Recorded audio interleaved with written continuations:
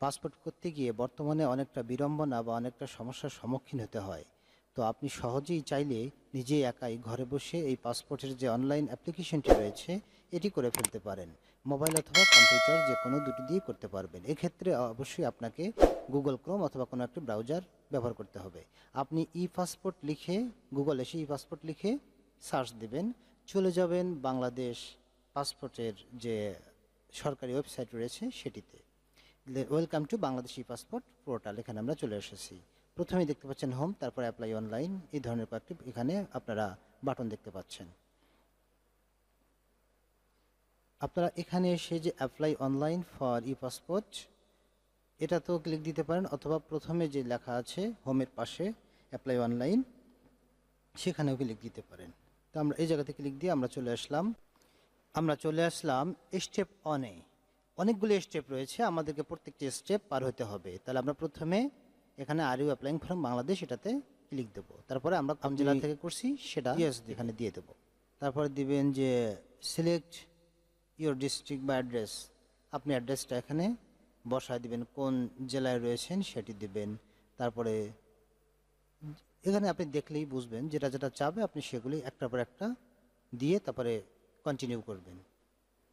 Step 1 শেষ হওয়ার পর স্টেপ 2-তে আসবেন। এখানে আপনার একটা তারা ইমেল অ্যাড্রেস চাবে, এখানে আপনি কিন্তু আপনার একটা ইমেল অ্যাড্রেস দিয়ে দিবেন।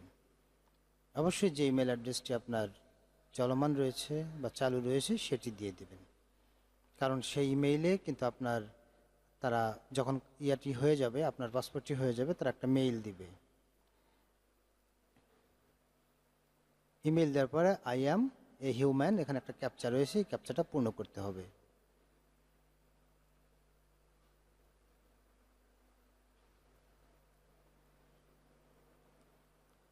যারা ইতিপূর্বে এই ধরনের অনলাইনের কাজগুলি করেছেন তারা অবশ্যই ভালো জানবেন। এখানে কন্টিনিউতে ক্লিক দেবেন।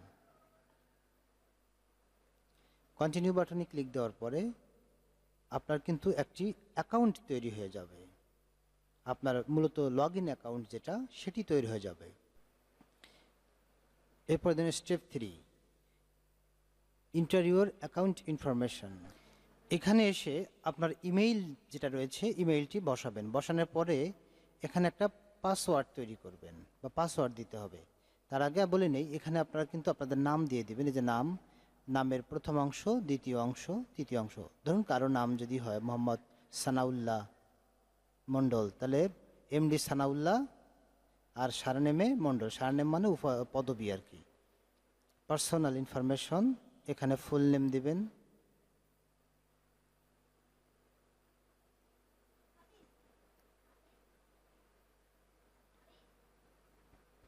ইন্টার ইউর ফার্স্ট নেম, প্রথমটাই দেখতে পাচ্ছেন। এখানে কিন্তু পার্সোনাল ইনফরমেশনের প্রথমটা কিন্তু ব্লক হয়ে রয়েছে। আপনারা এখানে এই নিচের 2-3টি অংশ পূর্ণ করলেই কিন্তু ওগুলো সব চলে আসবে। আপনি এই যে এখানে কিন্তু পাসওয়ার্ডটি স্ট্রংলি দিয়ে দিবেন। পাসওয়ার্ড হচ্ছে কয়েকটি লেটার দিবেন, capital letter, small letter, special character যেমন স্টার, হ্যাশ, এই ধরনের যে সিম্বলগুলি রয়েছে সেটা দিবেন। এরকম 8 থেকে 9টি সংখ্যার পাসওয়ার্ড আপনি তৈরি করবেন। ধরেন প্রথমটা ক্যাপিটাল লেটার দিলেন, তারপরে কয়েকটা স্মল লেটার দিলেন, তারপরে 1 2 3 4 যে কোনো কিছু দিলেন। দেওয়ার পরে আপনি একটা স্টার, হ্যাশ, স্পেশাল সিম্বল ব্যবহার করতে পারেন। তাহলে আপনার পাসওয়ার্ডটি কী হবে, স্ট্রং হবে। আপনি এই যে পাসওয়ার্ড রয়েছে প্রথমবার যেটি দিবেন, এরপর দ্বিতীয়বারও কিন্তু আপনাকে সেম পাসওয়ার্ড বা সেম যে সিম্বল বা সেম যেটা সেটা আবার রিকনফার্ম করতে হবে। 2বার কিন্তু মিল না হইলে বা ম্যাচ না হইলে আপনার কিন্তু পাসওয়ার্ডটি কিছুতেই নিবে না। এক্ষেত্রে অবশ্যই সাবধান থাকবেন। এরপরে আপনি যখন কোনো সংশোধন করতে যাবেন বা আপনি যখন এই আবার অ্যাপ্লিকেশনে কিছু দেখতে যাবেন, তখন অবশ্যই এটার আপনার কিন্তু প্রয়োজন হতে পারে বা প্রয়োজন হবে। সুতরাং একটু বুঝে শুনে কাজ করবেন। আপনি পাসওয়ার্ডটি কোথাও কিন্তু লিখে রাখবেন। পাসওয়ার্ডটি দেওয়া হয়ে গেলে আপনি দেখতে পাচ্ছেন পার্সোনাল ইনফরমেশনের প্রথম যে অংশটি এটি কিন্তু ব্ল্যাঙ্ক করা, এটিতে কোনো কিছু বসানো যাচ্ছে না। ভয়ের কারণ নাই, এটাতে বসাইতে হবে না। নিচের এই যে ইনফরমেশন, এই দুটি বসাইলে ওটা চলে যাবে। তাহলে এখানে আপনার নাম দিতে হবে। আপনার নামের যে প্রথম অংশটি রয়েছে মোহাম্মদ আশরাফুল, ধরেন এটা দিয়ে দিলেন। আর এই সারনেম বা নিচের অংশটা হচ্ছে আপনার পদবী, মণ্ডল, তারপর সরকার, এটি দিবেন। কিন্তু প্রথমটা দিবেন হচ্ছে আপনার ধরুন এমডি যে নাম সেটি দিয়ে দিলেন, এই যে দিয়ে দিলাম। এরপর নিচে সারনাম যেটা SURNAME এটাতে দিবেন হচ্ছে পদবী। এই দুইটা ফিল আপ করলে আপনার প্রথম যে অংশটা রয়েছে সেটিতে অটোমেটিক এই নামটি চলে যাবে। এরপর আপনার ফোন নাম্বার দিতে হবে। প্রথমে যে অংশটি এটা দেওয়াই আছে বাংলাদেশ কান্ট্রি কোড, যদি দেওয়া না থাকে বাংলাদেশ বসিয়ে নেবেন। এরপর আপনার অ্যাক্টিভ একটি মোবাইল নাম্বার দিয়ে দিবেন। দিয়ে দেওয়ার পরে আই অ্যাম হিউম্যান ক্যাপচাটি পূর্ণ করে তারপরে নিচে কন্টিনিউ বাটনে ক্লিক করবেন। তার আগে একবার চেক করে নেবেন আপনার নাম কিন্তু এখানে যদি ভুল হয়ে যায় তাহলে আবার সংশোধন করতে হবে। সুতরাং আপনি এখানে ভালো মতো সব কিছু একটু যাচাই করে দেখে নেবেন কোথাও কোনো ভুল হইল কিনা। আপনি যে নিচের এই যে দুটি অংশ পূর্ণ করছেন সেইটি কিন্তু এখানে চলে আসছে, দেখতে পাচ্ছেন এই যে এই জায়গায়। এরপর আপনি নিচে এই যে ক্রিয়েট অ্যাকাউন্ট এখানে চলে যাবেন। পাসওয়ার্ডটি চাইলে সেভ করে নিতে পারেন। এখন কিন্তু আপনার অ্যাকাউন্টটি তৈরি হয়ে গিয়েছে। অ্যাকাউন্টটি আপনার কনফার্ম করতে হবে, এই জন্য আপনার কিন্তু আবার জিমেইলে যাওয়া লাগবে। মনে রাখবেন আপনি যে জিমেইলটি দিবেন এখানে সেই জিমেইলটি কোথাও না কোথাও লগ ইন থাকতে হবে বা ওপেন থাকতে হবে, যাতে করে আপনি এটাকে কনফার্ম করতে পারেন। আপনার অ্যাকাউন্টটিকে অ্যাক্টিভ করার জন্য ক্লিক হেয়ার এই অপশনে ক্লিক দিতে হবে। ক্লিক হেয়ার অপশনে ক্লিক দিলে আপনাকে এই রকম এই অপশনে নিয়ে আসবে। এখন আপনি এখান থেকে সাইন ইন করবেন। এখানে সাইন ইন বাটন রয়েছে, আপনি এই সাইন ইন বাটনে ক্লিক দিয়ে আপনি সাইন ইন করবেন। এতক্ষণে আমরা কেবলমাত্র আমাদের একটি অ্যাকাউন্ট তৈরি করলাম। এই পাসপোর্ট রেজিস্ট্রেশন করার জন্য এই অ্যাকাউন্টটিতে আমরা সাইন ইন করার জন্য সাইন ইন বাটনে ক্লিক দেব। এখন আমরা ইন্টার অনলাইন রেজিস্ট্রেশন ফর্মে রয়েছি। এখানে কিন্তু আপনার যে জিমেইলটি রয়েছে প্রথমে সেটি দিবেন এবং যে পাসওয়ার্ডটি আপনি ব্যবহার করেছিলেন এই পাসওয়ার্ডটি নিচে দিয়ে আপনি কন্টিনিউ বাটনে ক্লিক দেবেন। দেওয়ার পরে আপনি ঠিক এই জায়গাতে চলে আসবেন। এই ইন্টারফেসে আপনাকে নিয়ে আসা হবে। এখন এখানে আপনি apply for a new passport, যেহেতু আপনি নতুন পাসপোর্টের জন্য অ্যাপ্লাই ফর এ নিউ পাসপোর্টে ক্লিক দিবেন। যাদের এমার্জেন্সি পাসপোর্ট প্রয়োজন তাদের কিন্তু এই যে হোম বাটনের অ্যাপ্লাই অনলাইনের পরে ইমার্জেন্সি যেটা রয়েছে সেটিতে আপনারা ক্লিক দিবেন, এই যে আর্জেন্ট অ্যাপ্লিকেশনস, তাহলে এটি অল্প দিনের ভিতরে পাবেন। আর যাদের নর্মাল তারা এভাবেই apply for a new passport এটাতে ক্লিক দিবেন। দেওয়ার পর আমাদের কিন্তু মূল কাজ শুরু হয়ে গেল। Please fill in all required information. এখন আমরা এখানে আমাদের যে প্রয়োজনীয় যে তথ্যগুলি রয়েছে সেগুলি আমাদেরকে একটার পর একটা দিতে হবে। এখানে প্রথমে রয়েছে পাসপোর্ট টাইপ। আমরা পাসপোর্ট টাইপ কি দেব? যদি আপনি সরকারি চাকরিজীবী হয়ে থাকেন তাহলে সেক্ষেত্রে আপনাকে অফিসিয়াল পাসপোর্ট দিতে হবে। আর যদি আপনি নর্মাল সাধারণ মানুষ হয়ে থাকেন তাহলে আপনাকে অর্ডিনারি পাসপোর্ট এই যে অপশনে ক্লিক দিতে হবে। আমরা অর্ডিনারি পাসপোর্টে ক্লিক দিচ্ছি। দেওয়ার পরে আমাদেরকে এই অপশনে নিয়ে আসলো। এখন এখানে আমরা একটির পর একটি যে ফিল্ডগুলি রয়েছে সেগুলি পূর্ণ করব। প্রথমে যে ঘরটি দেখতে পাচ্ছেন ছোট ঘর, I apply for my self, এখানে ক্লিক দিয়ে দিবেন। যেহেতু আপনি নিজের জন্যই করতেছেন, আপনি মেল হইলে মেল, ফিমেল হইলে ফিমেল। যেহেতু আপনি পুরুষ বা আমি পুরুষ, আমি মেল দিয়ে দিছি। আমার কিন্তু আগে নাম পূরণ করা ছিল সেগুলি এখানে চলে আসছে। এখন আপনি কি করেন, আপনার যে পেশাটি রয়েছে সেটি আপনি দিবেন। ধরুন আপনি যদি চাকরিজীবী হন তাহলে আপনি সার্ভিস দিবেন, ব্যাংকার হলে ব্যাংকার দিবেন, আপনি যেটা করেন সেটা দেবেন। নর্মাল একটা আমরা দিতে পারি বিজনেস, আমরা কিন্তু নর্মাল যেটি সেটি হচ্ছে বিজনেস দিয়ে দেবো, তাহলে আমাদের আর অত ঝামেলা থাকবে না। এবার আমাদের পেশা দেওয়া হয়ে গেলে আমরা নিচের দিকে একটু স্ক্রল করলে চলে আসব। এখানে কিন্তু আমাদের অনেক কিছুই আগে ফিল আপ করা থাকবে যেগুলি আমরা আগে বসিয়েছিলাম। এখন আপনার যে প্লেস অফ বার্থ এটি আপনাকে দিতে হবে। আপনি ধরেন প্রেজেন্ট অ্যাড্রেস কোনো একটা জায়গায় রয়েছেন, কিন্তু আপনার এনআইডি অনুযায়ী আপনার যেখানে মানে হোম ডিস্ট্রিক্ট বা যেখানে জন্মগ্রহণ করেছেন সেখানে আপনার সেই জায়গাটির নাম দিতে হবে। এখানে আমি দিয়ে দিলাম আমার যে জায়গাটি রয়েছে সেই জায়গাটির নাম দিয়ে দিলাম। এরপর আপনার এনআইডি অনুযায়ী আপনার জন্ম তারিখটিকে আপনি বসিয়ে দিবেন। আবারও বলছি, আপনার যেন ভুল না হয়। একটি ভুল কিন্তু আপনাকে অনেক বিড়ম্বনার শিকার হতে হবে। বা অনেক বিড়ম্বনার সম্মুখীন করবে। আপনি দেখে শুনে ডেট অফ বার্থ দিয়ে দিবেন।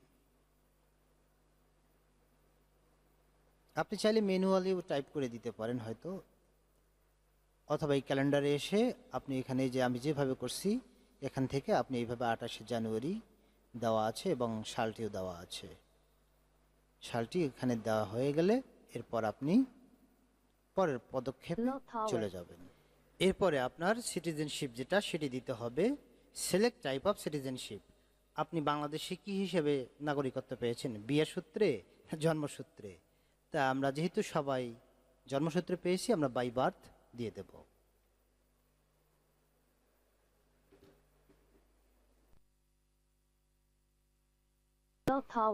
এখন সেভ অ্যান্ড কন্টিনিউতে আমরা ক্লিক দিয়ে দেব। তাহলে আমরা পরবর্তী অপশনে চলে যাব।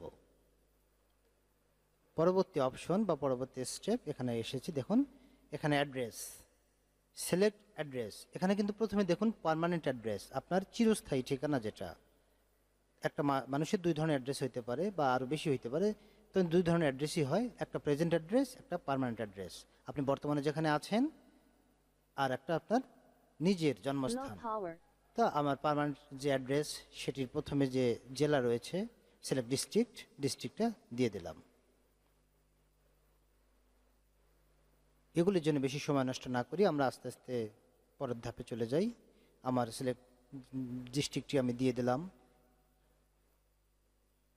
তারপরে এখানে আপনি আপনার যে সিটি রয়েছে, মানে শহর, ভিলেজ বা হাউস, আপনি গ্রামের নামটি দিয়ে দিবেন। এখানে যদি শহর থাকে শহর দিবেন, আমার গ্রামের নাম আমি দিয়ে দিলাম।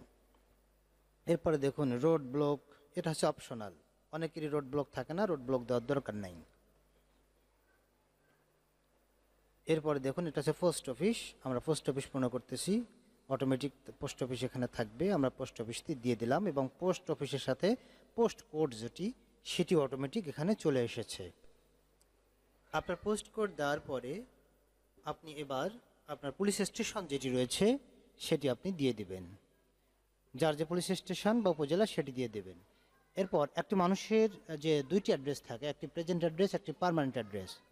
ধরেন একজনের বাড়ি রংপুর, সে ঢাকাতে থাকে, ঢাকা থেকে সে পাসপোর্ট আবেদন করবে, সে ইচ্ছা করলে পারবে।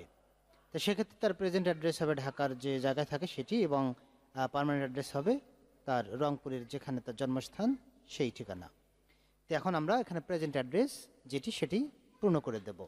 যদি আপনার প্রেজেন্ট অ্যাড্রেস এবং পার্মানেন্ট অ্যাড্রেস, অর্থাৎ আপনি ধরেন রংপুর জন্মস্থান সেখানেই রয়ে গেছেন স্থায়ী ঠিকানায়, তাহলে আপনার এটার দরকার নেই। জাস্ট এখানে এই present address permanent address same, এই ঘরটাতে টিক চিহ্ন দিতে হবে। যেহেতু আমার প্রেজেন্ট অ্যাড্রেস এবং পার্মানেন্ট অ্যাড্রেস রয়েছে, আমি এখানে প্রেজেন্ট অ্যাড্রেস যেটি সেটি এখানে পূরণ করে দিচ্ছি। থানা, জেলা, গ্রাম এগুলি পূর্ণ করে তারপরে আমি পরবর্তী অপশনে চলে যাব। এখন এখানে আপনি আপনার যে জায়গা বা যে জেলা, সেখানে প্রত্যেকটা জেলায় একটি করে আঞ্চলিক পাসপোর্ট অফিস থাকে। তো আপনি ধরেন আমি যেমন নারায়ণগঞ্জে রয়েছি, নারায়ণগঞ্জের যে পাসপোর্ট অফিস রয়েছে, আমি এখানে সেই নারায়ণগঞ্জের আঞ্চলিক পাসপোর্ট অফিসের অ্যাড্রেস দিয়ে দেব। যদি আপনি ধরেন রংপুরে থাকেন, তা রংপুরের যে জেলা থেকে করছেন সেই জেলার যে পাসপোর্ট অফিস রয়েছে, আঞ্চলিক পাসপোর্ট অফিস, জোনাল অফিস, আপনি সেই অ্যাড্রেস মানে সেটা এখানে টিকচিহ্ন দিয়ে দেবেন। তারপর চলুন।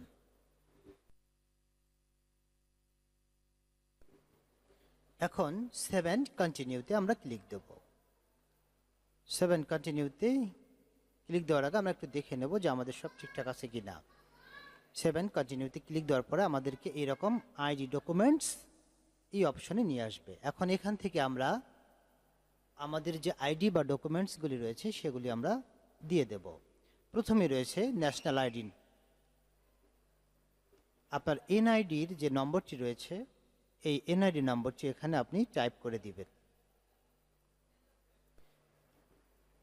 এনআইডি নম্বরটি দেওয়া হয়ে গেলে এরপর আপনি নিচে এখানে দেখতে পারবেন আপনার ডিটেলসটি চলে এসেছে। আর ডান পাশে অবশ্যই ঘরটিতে আপনি টিক চিহ্ন দেবেন যে no I have not previous passport, ওইখানে ক্লিক দেবেন। এরপরে আপনি আস্তে আস্তে এগুলো সব চেক করবেন যে আপনার সব কিছু ঠিক আছে কি না। যদি ঠিক থাকে তাহলে আপনি পরবর্তী পদক্ষেপে এগোতে পারেন। এরপর নো আই ডোন্ট হ্যাভ এটাতে দেওয়ার পরে আমরা 7 কন্টিনিউতে ক্লিক দেব। এবার প্যারেন্টাল ইনফরমেশন অর্থাৎ পিতামাতার তথ্য। আপনার বাবা কিংবা মা যদি দুইজনই থাকে, দুইজনের আপনার এনআইডি কার্ড, তাদের এনআইডি অনুযায়ী নাম, এনআইডি নাম্বার এটি দিতে হবে। চলুন আমরা দেখি।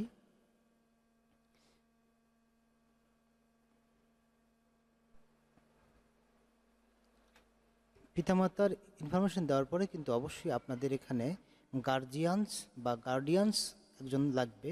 এই গার্ডিয়ানসের এখানে আপনার বাবাকে বা বাবার নামটি বসায় দিবেন, তাহলে অটোমেটিক এটি চলে আসবে। এরপর যদি আপনি বিবাহিত হয়ে থাকেন তাহলে আপনি আপনার ওয়াইফের যে ইনফরমেশনটি রয়েছে তার এনআইডি অনুযায়ী তার নাম যেভাবে যা আছে সব কিছু সুন্দরভাবে দিয়ে নেবেন। এরপর পরবর্তী পদক্ষেপ হচ্ছে এমার্জেন্সি কন্ট্যাক্ট, যে জরুরি যোগাযোগ কার সাথে করবে। যদি আপনার বউ হয় তাহলে বউ দিবেন, স্পাউস দিবেন, হতে পারে ভাই, হতে পারে বাবা, হতে পারে বউ। আপনি তার ডিটেলস অ্যাড্রেসটা এখানে দিবেন। দেখুন আপনি পূর্বে যেটা ফিল আপ করেছেন, যদি বউ দেন তাহলে তার যাবতীয় ইনফরমেশন এখানে এসেছে, তার নাম বা অ্যাড্রেসগুলি রয়েছে, এগুলি আপনি ফিল আপ করে দিয়ে দিবেন। তার ফোন নাম্বারটা সহ এখানে দিতে হবে। এরপর এখন সেভ অ্যান্ড কন্টিনিউ। এখন দেখুন এখানে আপনার যে পাসপোর্ট রয়েছে এর অপশন রয়েছে, যে পাসপোর্টের যে পাতা রয়েছে কয় বছর মেয়াদি এবং কত পাতা। 48 পেজ 5 বছর মেয়াদি, 64 পেজ কয় বছর মেয়াদি, এরকম প্রাইস সহ এখানে দেওয়া আছে। তা আপনারা আপনাদের পছন্দ মতো একটি চুজ করে নেবেন। আমার যেটি সাজেশন সেটি হচ্ছে 48 পেজ 5 বছরের জন্য 5,750 টাকার মতো খরচ হতে পারে। এরপর আপনি সেভ অ্যান্ড কন্টিনিউ এই বাটনে ক্লিক দিবেন। এখন ডেলিভারি অপশন অ্যান্ড অ্যাপয়েন্টমেন্ট এই জায়গাতে আপনাকে নিয়ে আসবে।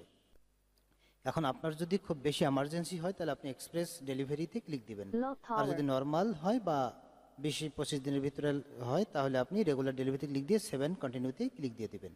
এরপর আপনাকে এই অপশনে নিয়ে আসবে। এখানে আপনার ডিটেলস রয়েছে, আপনার ডিটেলস যা কিছু ইনফরমেশন রয়েছে আপনি এখানে চেক করে দেখবেন। সম্পূর্ণভাবে চেক হয়ে গেলে তারপর আপনি কিন্তু নেক্সট অপশনে ক্লিক দেবেন। এখানে যে ডিক্লারেশন বাটন রয়েছে চেক করার পরে এই বাটনে ক্লিক দিবেন, দিয়ে confirm and process to pay out payment, মানে confirm and process to payment, আপনি এখন পেমেন্ট দিবেন। যে 5,750 টাকা যেটি সেটি এখন আমরা পেমেন্ট দেব, সেই অপশন আমাদেরকে নিয়ে যাবে। চলুন স্ক্রল করে একটু নিচের দিকে আসবেন, দেখবেন এখানে পেমেন্ট অপশন রয়েছে। পেমেন্ট অপশন হচ্ছে অনলাইন, আপনি অনলাইনে ক্লিক দিয়ে এখানে কন্টিনিউতে ক্লিক দিবেন। তাহলে এখন আপনি বিকাশ, নগদ বা ব্যাংক যে কোনো কিছু দিয়ে আপনি আপনার পেমেন্টটা দিতে পারবেন। আমি এখানে বিকাশ সিলেক্ট করে দিচ্ছি, আমি বিকাশে পেমেন্টে দিয়ে দেব। আপনি চাইলে কিন্তু কার্ড দিয়েও দিতে পারেন, ব্যাংক থেকেও দিতে পারেন। তো আমি এখানে ব্যাংক থেকেই দিয়ে দেব। তো আমি ব্যাংক সিলেক্ট করলাম, ডাচ বাংলা ব্যাংক সিলেক্ট করব বা নেক্সাস পে সিলেক্ট করব, তারপরে আমি আমার পেমেন্টটি দিয়ে দেব।